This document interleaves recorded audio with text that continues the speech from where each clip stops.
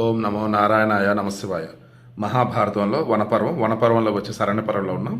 ఇక్కడ వచ్చేసి ధర్మరాజు చెప్తూ ఉన్నాడు ఏమని, ఒక మనిషి అనేవాడు ఎదుటి వాడిని క్షమించగలిగే గుణం కలిగి ఉన్నప్పుడే వాడు గొప్పవాడు అవుతాడు, మహాత్ముడు అవుతాడు.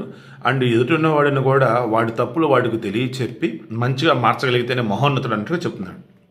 క్షమయే బ్రహ్మం, క్షమయే సత్యం, భూత భవిష్యత్ కాలాలు క్షమమే, క్షమమే తపస్సు, క్షమమే శౌచం. ఈ జగత్తంతా క్షమచేతనే ధరింపబడి ఉంది. అంటే క్షమ, ఎదుటివాడిని క్షమించడం.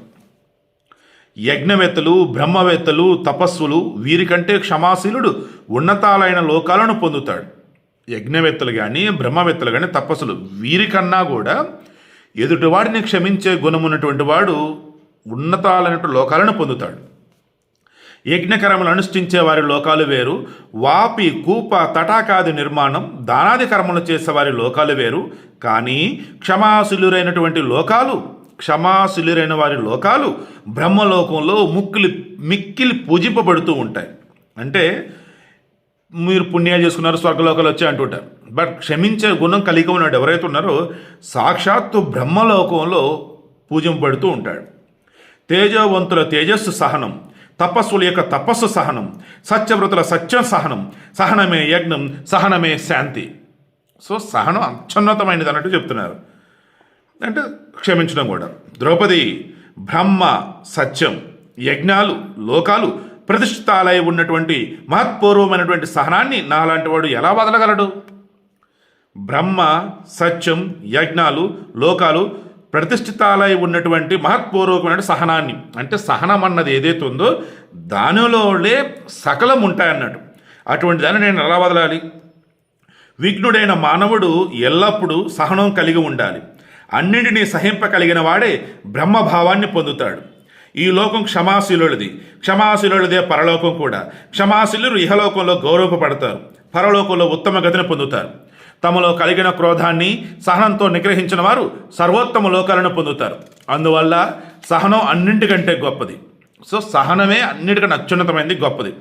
ఈ విధంగా కాశ్యపుడు నిత్యం క్షమాశీలైనటువంటి వారి గాథలను గానం చేశాడు.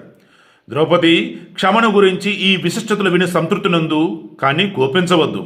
పితామహుడు భీష్ముడు, దేవకీ పుత్రుడు కృష్ణుడు సహనాన్ని గౌరవిస్తారు. ద్రోణాచార్యుడు, విదురుడు, కృపాచార్యుడు, సంజయుడు సహనాన్నే మంచిదని చెబుతారు. అంటే మన దగ్గర ఉన్నటువంటి పెద్దలు కానీ నా గురువులు కానీ అంతా కూడా సహనమే గొప్పదని చెప్తారు. సోమదత్తుడు, యూత్సుడు, ద్రోణపుత్రుడు, అశ్వత్థామ, మా పితామహుడు వ్యాసుడు నిరంతరం శాంతిని ఉపదేశిస్తారు. వీరంతా ధృతరాష్ట్ర మహారాజును శాంతికి ప్రేరేపించినట్లయితే ఆయన నాకు తప్పక రాజ్యం ఇస్తాడు, లేకుంటే లోభం వల్ల నశిస్తాడు. భరత వంశీల వినాశనానికి ఈ దారుణమైన కాలం ప్రాప్తించింది. భామిని, ఈ విషయం నేను మునిపే నిశ్చయించుకున్నాను. ఈ విధంగా సహనాన్ని వహించడానికి సుయోధనుడు యోగ్యుడు కాదు, నేను అందుకు తగిన వాడిని. అందుకే సహనం నన్ను ఆశ్రయించింది. క్షమ, దయ, జితేంద్రియుల సదాచారాలు ఇది సనాతన ధర్మం. అందువలన దయ, సహనములను నేను యథార్థ రూపంగా సహజంగా అనుసరిస్తున్నాను అన్నాడు. బా, అద్భుతంగా చెప్పాడండి. నేనేదో అనుకున్నాను కానీ ఇంత గొప్పగా చెప్తున్నాను అనుకోవాలి. సో సహనం, క్షమాగుణం ఆ రెండు మనకి ఉంటూ ఉంటాయి, కానీ సమ్ లిమిట్ వరకే. అది దాటితే మనం అలాగే కోపం వచ్చేస్తూ ఉంటాయి. సో ఇక నుంచి మనం కూడా క్షమించడం, సహనాన్ని అలవాటు చేసుకుందాం, బట్ సమ్ ఎక్స్టెంట్ వరకు.